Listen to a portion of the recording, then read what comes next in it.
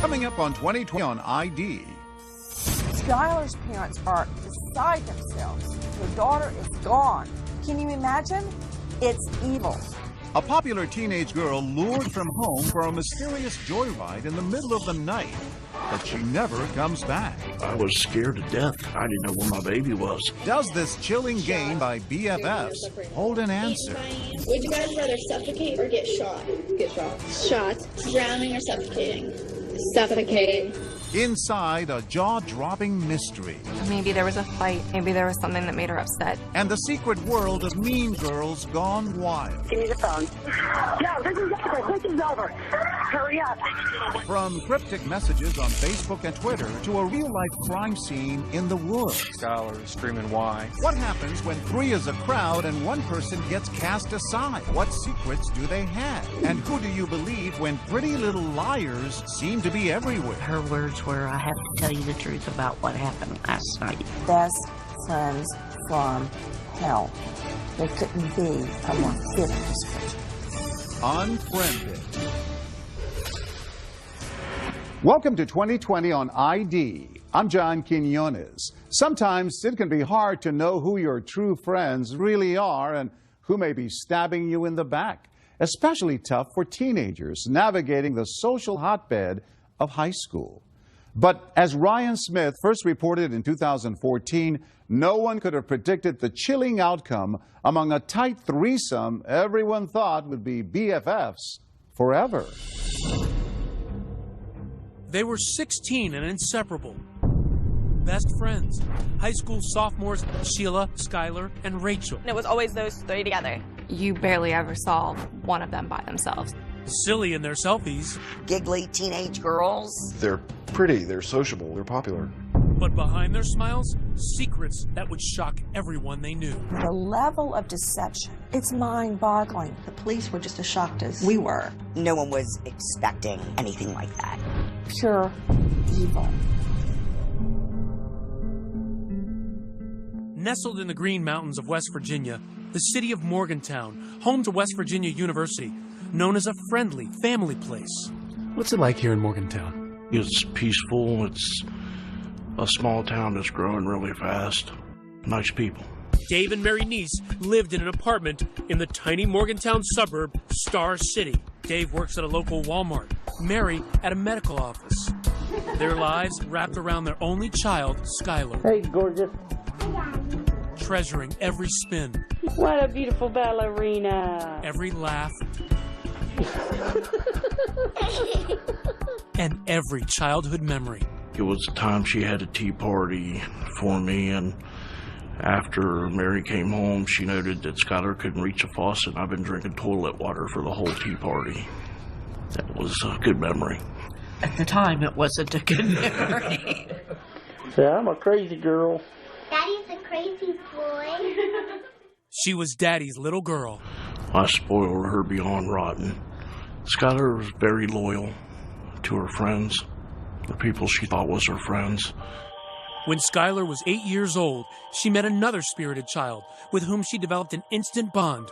Her name was Sheila Eddy, and they became thick as thieves. If they weren't together, they were on the phone together. And that's literally 24 hours a day. I'm serious. It was always, you saw one of them, you saw the other one. What was your relationship like with Sheila? Wants to turn away. She's like a part of our family. She really was. I mean, just like one of our kids. The living burns. As a teenager, Skylar had a 4.0 GPA, a part-time job at Wendy's, and an active social life. In their freshman year at University High School, Skylar and Sheila meet the striking redhead Rachel Schoaf. Rachel was the new girl. She had access to people and things like popularity, money, social status, and they seemed to bond instantly. Their duo becomes a trio. Kelly Kearns was close to Rachel. She called me her cool aunt. She was like a daughter to you. Yes. Kelly says Rachel was charismatic, popular, and talented, cast as the lead in the school play. What was she like on stage? She was a natural. On Rachel's 15th birthday, Rachel introduced Kelly to her new best friends, Sheila and Skylar. Here they are that night. They were two adorable little girls smiling up at me, you know, just looking so angelic. But that vision of angels would soon be shattered. July 5th, 2012, Skylar finishes a night shift at Wendy's. Skylar walked through the door and gave her mom a hug and said, "I love you, Mom." She hugged me and said, "I love you, Dad." She went to bed. The next day, Dave and Mary go to work. But when he returns home that afternoon, Skylar's bedroom door is still closed. I knocked on her door. There was no answer. So I said, "Sky, come on, you got to get up." And I still didn't get an answer. So I opened the door. I looked down at her bed and it hadn't been slept in. And it scared me. So I immediately called Mary. She said, "She's not home?" And I said, "No." Concerned, his next call, Sheila. She answered on her first ring. I said, "You got any clue where Skylar is?" She said, "No." I said, "When's the last time you talked to her?" She said, "Last night about midnight." Looking for clues in Skylar's bedroom, Dave discovers something out of place. When you came in here that day, describe what this looked like. The screen was gone completely, and I found it in her closet, and the window was open about that much so she can get her fingers out and lift it back up. I found a bench right here. Outside the house, Dave points out where he saw a bench, a way for Skylar to climb back into her bedroom. Then I knew, oh my God, she snuck out last night and she's not home. And then I started freaking.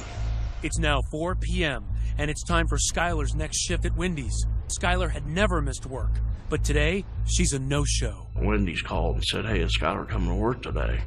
And I said, "Oh, Jesus." Mary said, "Call 911. Long County 911, do you have an emergency? I have a 16-year-old daughter who apparently snuck out of her room last night. She has not been home, hasn't went to work, can't get a hold of her from any of her friends. I am scared to death. Has she done this before? No. Just then, Mary gets a phone call from Skylar's best friend, Sheila. And what did she say? Her words were, "I have to tell you the truth about what happened last night." She proceeded to tell me that her, Skylar, and Rachel had snuck out the night before, and that they had driven around Star City, were getting high, and that the two girls had dropped her off at the end of the road because she didn't want to wake us up sneaking back in. I was scared to death. I mean, I didn't know where my baby was. It was horrible.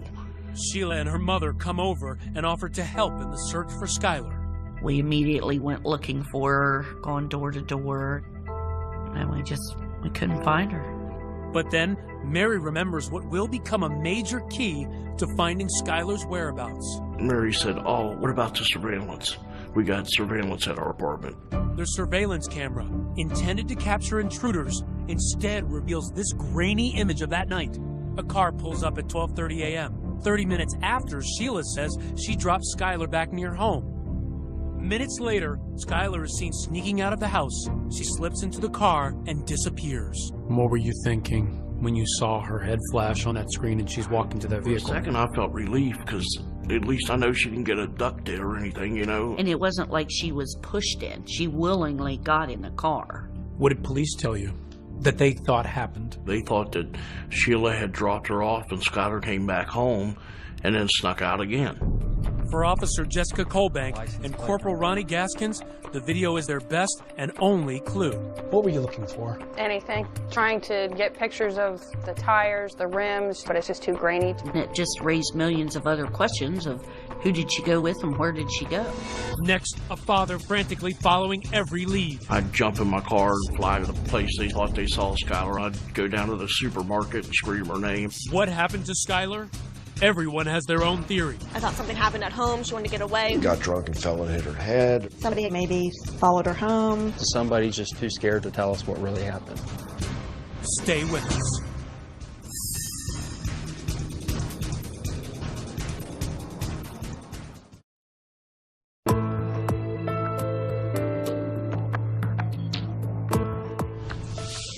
No one has seen or heard from Skylar Neese for days. But is she really missing or just a defiant teenager who's run off?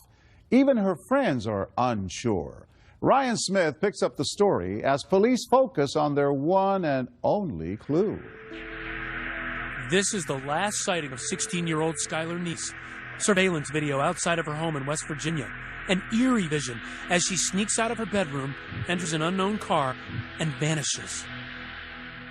Surveillance video from the James Place apartments showed the 16-year-old girl willingly leaving the complex. A parent's worst nightmare. Anyone with information on Skylar's whereabouts? She seems to have left home voluntarily, so police do not activate an Amber Alert. Officer Jessica Colbank is assigned to the case 2 days after Skylar's disappearance. Did you think it was a runaway case at that point? It does happen. Kids run away, they come home a couple days later, or the parents find them. Skylar's parents, Dave and Mary, are frantic. Dave pleads on local TV for help, begging his daughter to come home. We love you. Come home as soon as you can, baby. Honey, if you're scared, don't be scared. You're not in trouble. We need to talk, and that's all, honey. Just come home. Each time they get calls with possible Skylar sightings, they rush into action. I'd jump in my car and fly to the place they thought they saw Skylar. I'd go down to the supermarket and scream her name. I mean, everywhere they thought they saw Skylar, we were there. Skylar's friends were worried, but hopeful. Morgan Lawrence has known Skylar since they were 3 years old. I thought maybe there was a fight, maybe there was something that made her upset, and that she'd be back the next day. I thought maybe something happened at home, she wanted to get away. Amarette Hughes, another friend, writes Skylar messages on Facebook, pleading with her to come home. Hi, beautiful, I love you and I miss you. Come home soon. The inseparable trio of Skylar, Rachel, and Sheila is now missing a key member. As for Rachel, just hours after Skylar's disappearance, she's happily posing for pictures on a boat with her family friend, Kelly Kearns.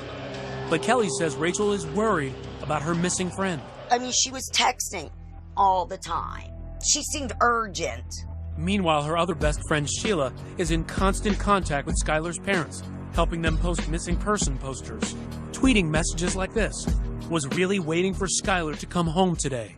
Just days after Skylar's disappearance, Sheila comes to the niece's home, devastated, with a special request. She says, is it okay if I go back and sit in Skylar's room for a few minutes? She was crying, Sheila was. Crying pretty hard, and she was sitting on her bed, so I just sat down on the bed beside her and rubbed her back. So I was trying to, console her, make her feel better. She was going through the same thing we were going through, just at a smaller level, I mean, this is our baby that's gone, and we're flipping out, and her best friend's gone. I mean, it's horrible. Days turn into weeks, and still no sign of Skylar. No activity on her cell phone or bank card. And her parents doubting the runaway theory. She didn't take her cell phone charger. She didn't take her contact lens solution or apparently her contact she was planning to come back fairly quickly.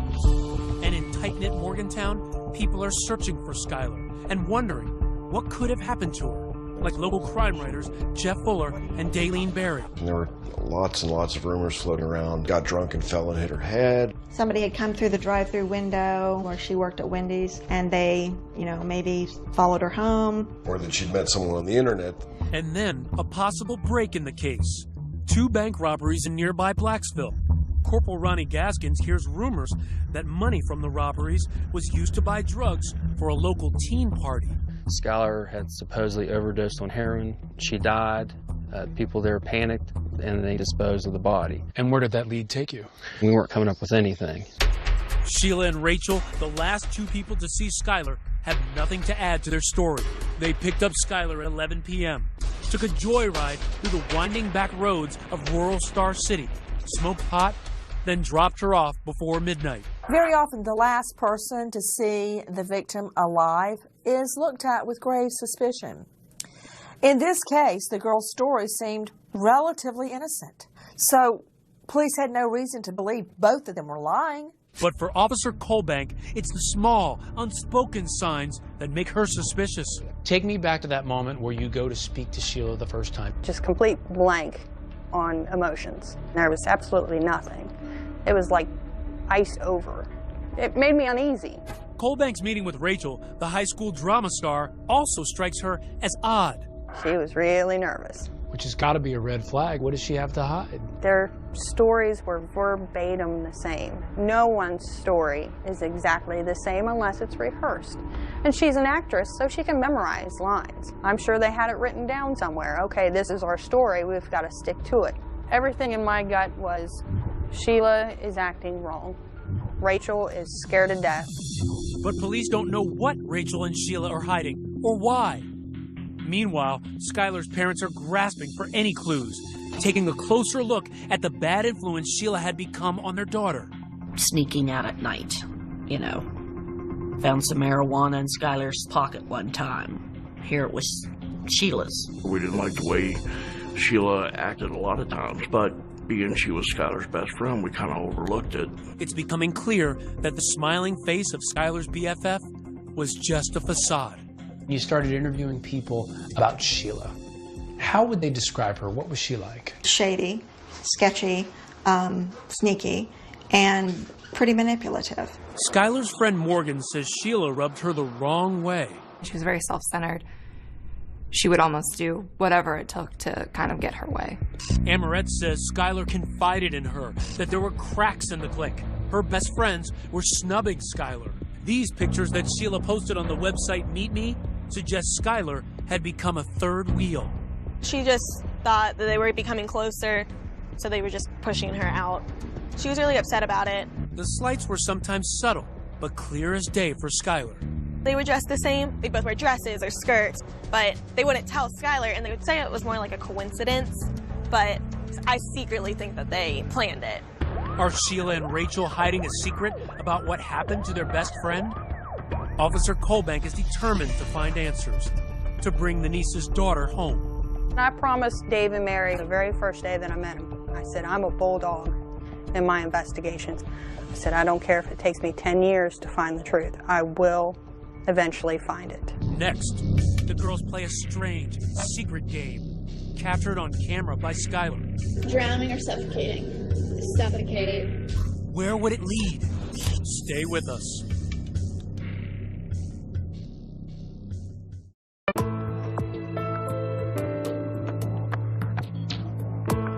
As days turn into weeks, the search for missing teenager Skylar Neese has intensified. But with no signs of activity on her cell phone or bank card, police are beginning to think they're dealing with something far more sinister than a runaway. Ryan Smith picks up the story. Police have begun to suspect that Sheila and Rachel, best friends of missing 16-year-old Skylar Neese, are lying about what happened the night she vanished.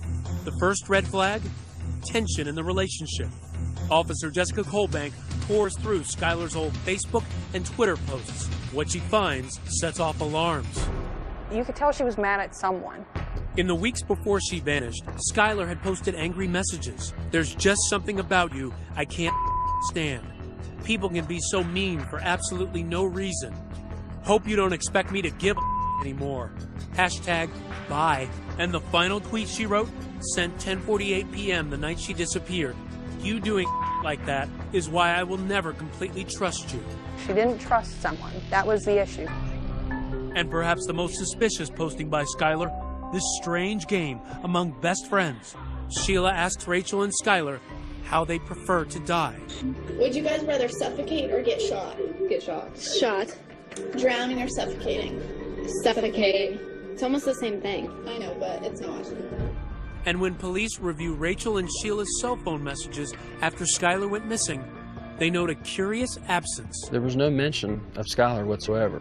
It was very odd. I mean, just based on, seeing Sheila's computers and her electronics, it's as if she just erased it from her mind forever.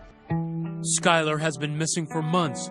Despite her parents' concerns about Sheila's bad influence, they're convinced that Sheila is simply grieving over her lost best friend. Even as the police are saying to you they've got some suspicions about Sheila, you were thinking, hey, back off of this girl. Oh, I even told him, I said, will you please leave her alone? She's going through enough. I said, those girls have just lost their best friend. Will you chill out on her for a while? What the nieces don't know is that Gaskins and the FBI, who have taken the lead on the case, are finding actual evidence of the girls' deception. Sheila and Rachel told police their joyride with Skylar was contained to the Star City area.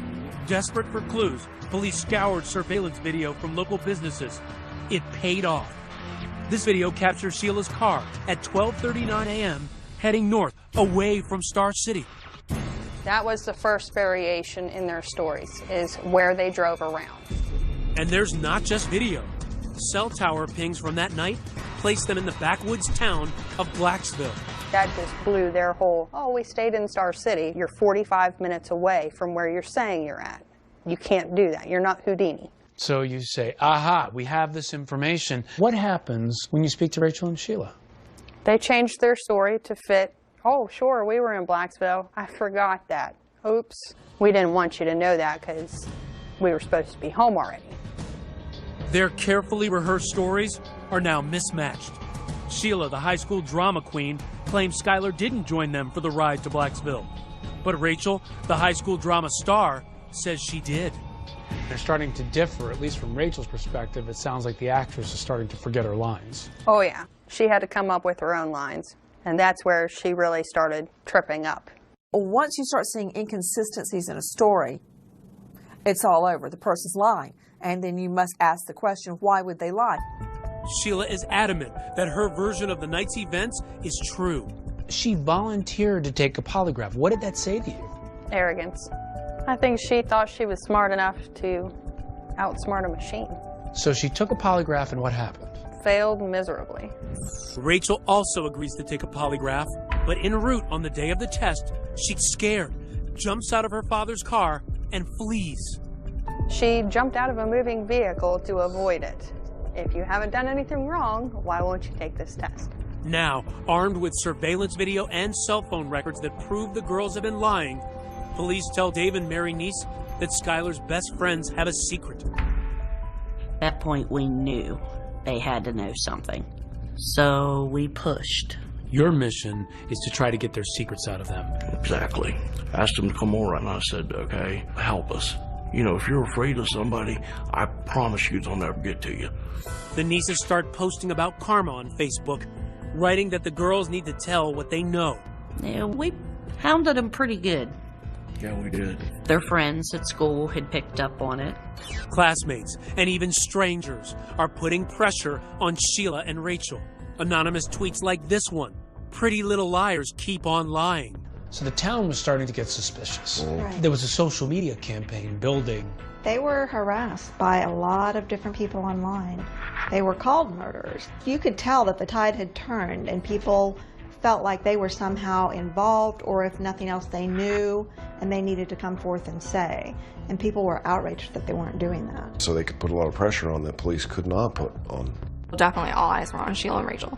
You know, you can't be part of the trio and not have any clue what's going on. Kelly Kearns, close friend with Rachel and her mother, hears the rumors that Rachel is stonewalling police. I'd get a text from people, why isn't your friend's daughter cooperating? So I'd send Rachel a text, what the heck are you doing?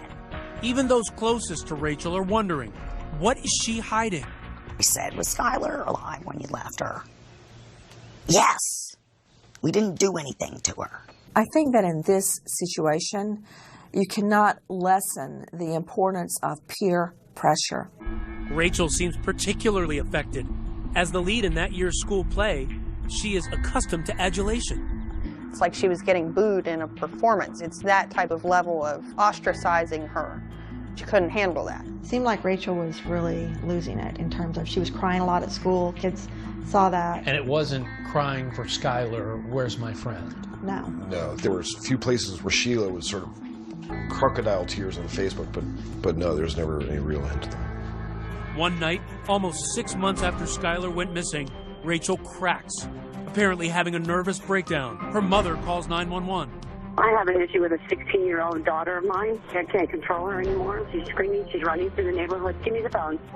No, this is over. This is over. Hurry up. Oh, God. She just gave me a block. Oh, God. Hurry up, please. Seemingly suicidal, Rachel is admitted into a local psychiatric hospital. What happens there has never been revealed. But immediately upon release, Rachel is driven directly to meet with police. She's just nervous, she was shaking, and the impression I got was, all right, now the truth's finally going to come out. Next, you'll never believe what Rachel tells police. This was something totally different from what you expected. It struck me as unbelievable. Skylar's last moments revealed. There was no accident. Man, this is dark and creepy. Just imagine these girls are out here after midnight. Stay with us.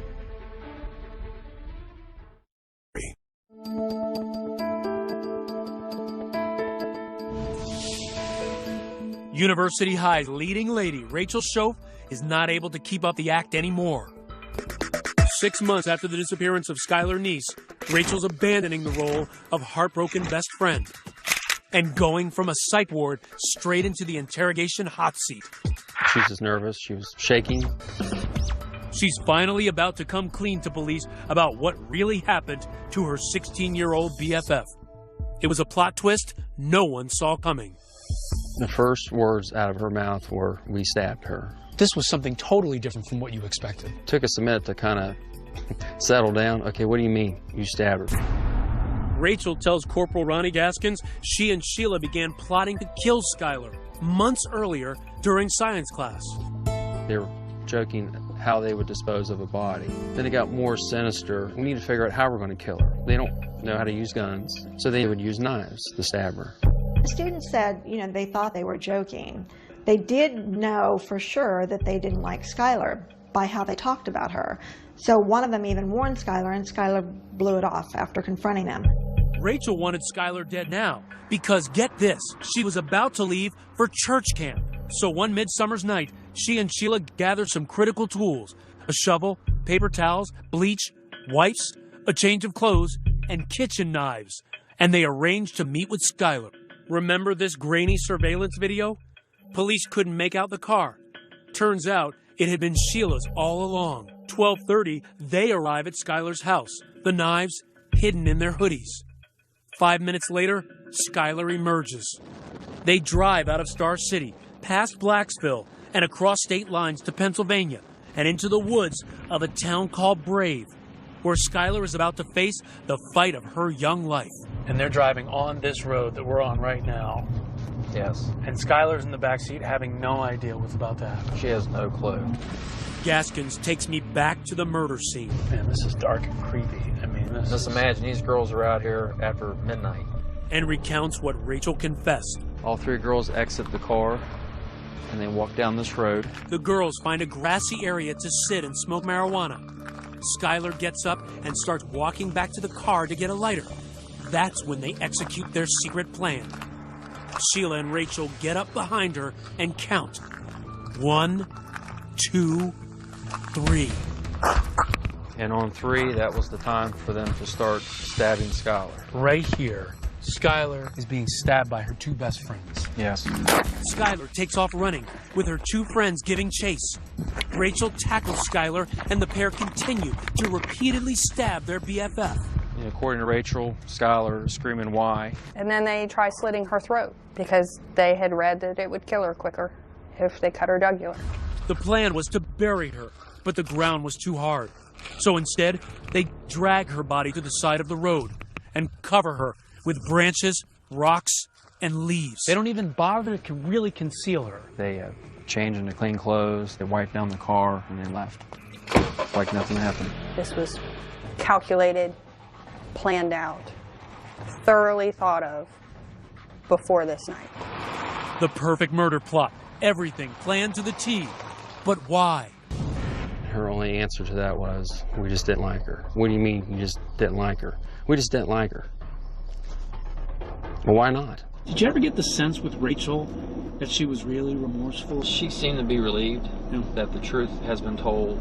She doesn't have to hold it in anymore. It's not eating at her anymore. Shockingly, even though Rachel confessed, Gaskins doesn't arrest her. So we had no body. We had no physical evidence. I mean, we had all this circumstantial evidence, but we needed something more concrete. And there had been no cracks in Sheila's armor. So to try and nail her, that night, police put a wire on her friend Rachel, hoping Sheila incriminates herself. Sheila doesn't take bait. Instead, 2 killers take this smiling selfie together. Sheila tweeting, "Finally got to see Rach." Then, a break. Police think they have an ace in the hole, linking Sheila to the murder. They find traces of blood in her car. We had to do a DNA confirmation. Meanwhile, Rachel continues to give critical details to police. Details Skylar Neese's parents so desperately await, like the location of Skylar Neese's body. In this area right here is where we were able to finally locate Skylar's remains. She was 1, 2, 3, 4, 5, 6, maybe 7 steps away from the road. Back in Star City, the Neese family is holding a vigil, on what would have been Skylar's 17th birthday. They are finally told the news they've been dreading. Skylar has been murdered. I was outraged. I was a mess. All these emotions run through my head at once. The search for Monongalia County teenager Skylar Neese is over. Skylar was our world, and now she's not here. Soon the news breaks publicly. Father, we thank you for joining us here today. But not the identities of the killers. And immediately, Sheila Eddy takes to Twitter to join the chorus of grief. Worst day of my life. The pain is real. And rest easy, Skylar. You will always be my best friend. At the same time she is pretending to mourn online, Sheila is brazenly taunting police, tweeting messages like, "Wonder if there's a Law and Order SVU where they don't figure it out." And "We really did go on 3," a seemingly blatant reference to the crime. But what Sheila doesn't know is that authorities get their biggest break yet. Conclusive evidence linking her to the murder. A DNA match confirms that blood from the trunk of Sheila's car is Skylar's. It's that final piece that really nails Sheila. That was news that I was waiting to hear. Finally, with enough evidence to arrest Sheila, Gaskins closes in and tracks her to the Cracker Barrel, where she is having breakfast with her mother. I just want to be able to get her right then and there, get her into custody. It's a race against time at this point. Right. We're not just dealing with a 16-year-old girl. This is a cold-blooded murderer. It's the end of the road for Sheila.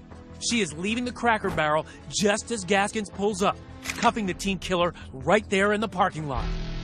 I advised them she was being charged with the murder of Skylar Neese. What did it feel like for you to finally arrest Sheila? It was just an amazing feeling. It's also a huge victory for that young cop who wouldn't quit, Jessica Colbank. Elation. Pure joy. What did you say when you brought her to jail? Home sweet home. And then we shut the door with a big old grin on my face. Case closed for Colbank, but for Skylar's parents, Dave and Mary, Sicko. Learning the killer's identities not only brought more heartache and devastation, but also fury. They're acting like they really care. And they're the ones that's responsible for the whole thing the whole time. Casting devastating new light on that moment when Sheila was overcome with emotion in Skylar's bedroom. Oh, my Lord, we believe that garbage. Can you imagine? Your daughter's killer sitting on your daughter's bed, crying, and the mother putting her arms around her daughter's killer. Skylar trusted those two little witches, and it cost her her life. But friends like that, you don't want any enemies, that's for sure. How could they do that to their best friend? And the reason Rachel gave? That they just didn't like her? That's the biggest line of crap I've ever heard in my life. There has to be a reason. You don't do stuff like that for no reason. When we come back, the real motive? Was Skylar hiding something about her friends? Did she know too much? Skylar knew stuff about him that they didn't want out. Her secret diary revealed. Stay with us.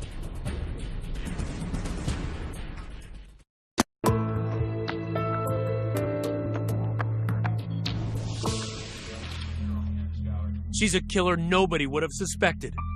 The fresh-faced high school senior, Sheila Eddy, smirking in her first court appearance. After months of secrecy, the truth is revealed. Skylar Neese's best friends, Rachel and Sheila, were actually her worst enemies. The shocking news, they had lured her into the woods and brutally stabbed her to death.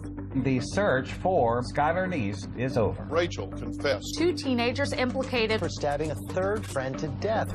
Many of Skylar's friends hear about it at school. It devastated me. I actually had to get up and leave class. If you don't want to be friends with someone anymore, you just delete them on Facebook. Like, you don't go and get rid of them. Kelly Kearns has known one of the killers, Rachel, since the day she was born, considering her like a daughter. When someone tried to tell me that they stabbed them, no way in heck. You couldn't believe that was your Rachel. You can't tell me these girls stabbed her. And it wasn't until I opened the paper when I was all guilty and her picture. Today, looking at the photograph of Rachel, taken just hours after she murdered her friend, Kelly is floored by that smiling face. What strikes me about this picture is I don't see anything on her face that reflects what she did. It just makes you feel, you know, what'd you miss? And at the heart of the wrenching questions, how could 2 teenagers kill their best friend? they say they just didn't like her anymore, which is typical of teens, but teens typically don't kill each other when they fall out of like. Daylene Berry and Jeff Fuller believe envy may be part of the answer. Skylar, on some level, probably represented to Sheila and Rachel what they lost or could never be, and that was her wholesomeness. She wanted to stay focused on her goals of going to college, becoming a lawyer, being a self-sustaining individual that gives back to society. And Rachel and Sheila had somewhere along the way, they lost that. And Skylar was a reminder of something that they weren't going to be able to accomplish. So it's almost a jealousy. Yeah. She's the buzzkill. Yeah, she's the buzzkill. I think it was because Skylar knew stuff about him that they didn't want out. Stuff, he says, that was hidden in Skylar's diary, where he says she wrote about a sexual relationship between Sheila and Rachel, which she witnessed at a sleepover at Rachel's house. Daylene Berry and Jeff Fuller describe the incident in intimate detail in the book they've written called Pretty Little Killers. Sheila and Rachel became involved sexually, it appears. Skylar was forced to watch because she knew if she left the bedroom, they had all been drinking and they'd all be in trouble. Several weeks after the sleepover, Skylar tweets, "I tell the whole school all the I have on everyone," which is a lot. Hashtag, if I could get away with it. Then, 1 month before she is murdered, there is another tweet from Skylar. "Just know, I know." Rachel and Sheila had formed some type of a sex relationship that they believed Skylar knew about it and would ultimately tell everyone. But the nieces say that Skylar never would have acted on the veiled threats. She had a lot of gay and lesbian friends. It didn't bother her. Now, she didn't care if you were pink, purple, yellow. That was just Skylar. Why do you think they killed her? For the thrill of it, to see if they could get away with it. I feel that they had a strong dislike for Skylar, so it's fitting they stabbed her in the back. A year and a half after the murder, Rachel faces justice. She pleads guilty to second-degree murder, a lesser charge based on her cooperation. Finally, in court, she directly addresses the Neese family.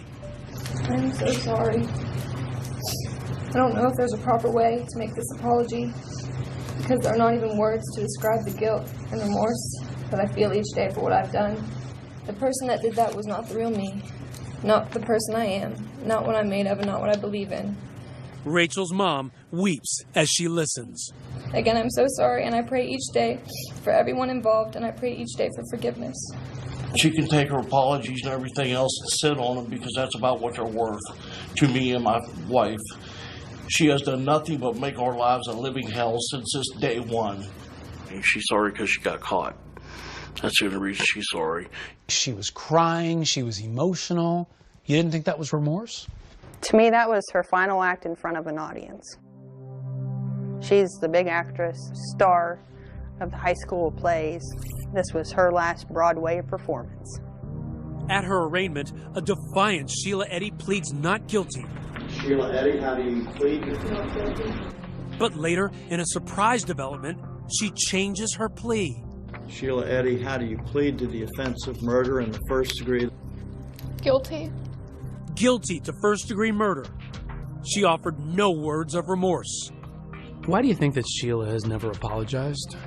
Because she's not sorry. You don't apologize for murdering somebody in cold blood because she meant to do it. It's a good thing she didn't give an apology. People think it's horrible because she didn't. I commend her. Don't stand up there and lie to me and tell me you feel guilty. Rachel's family described her actions in a statement as unforgivable and inexcusable. Sentenced to 30 years, she's now serving time in an adult prison. The same prison, in fact, where Sheila, the girl she turned in, is now serving a life sentence. But both girls could be released on parole by their early 30s. If I'm dead and gone, somebody will be there to make sure they talk to the parole board and these animals don't get out of their cages. If you could say anything to Sheila and Rachel right now, what would you say? Rot in hell. Skylar's friends are still trying to process their loss and mourn the milestones they are experiencing without her. Skylar never got to go to a prom. Isn't that your boyfriend? Mary and Dave never got to see her get all dressed up and get the bouquet and get everything else. And graduation was definitely one of the hardest. That week was a little rough. In memory of their only child, Dave and Mary Neese helped pass Skylar's Law in West Virginia. It requires Amber Alerts for all missing children. This is Skylar's room. When you come in here, does it give you any sense of Skylar now? Yeah, it still does.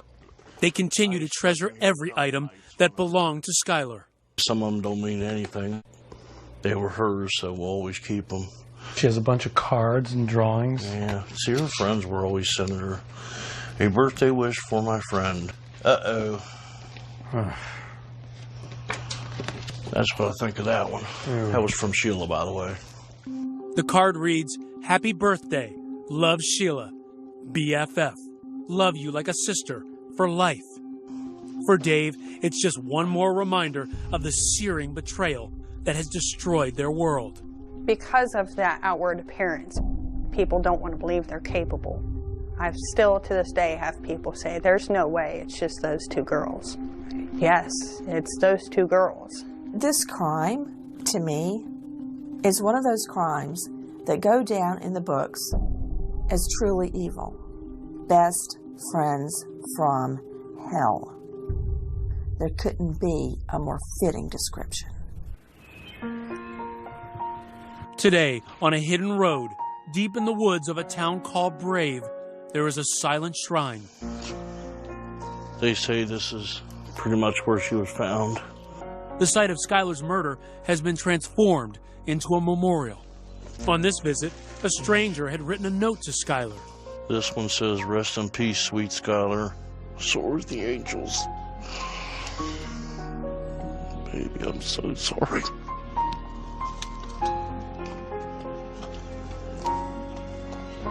If there's one lesson to be learned in here, and one lesson only, know who your friends are. Dave and Mary Neese moved from the apartment building where they were living. They say it's just too painful to remain where Skylar once lived. As of 2015, Sheila Eddy and Rachel Schultz both remain in the same prison. I'm John Quinones. Please join us next time for another edition of 2020 on ID.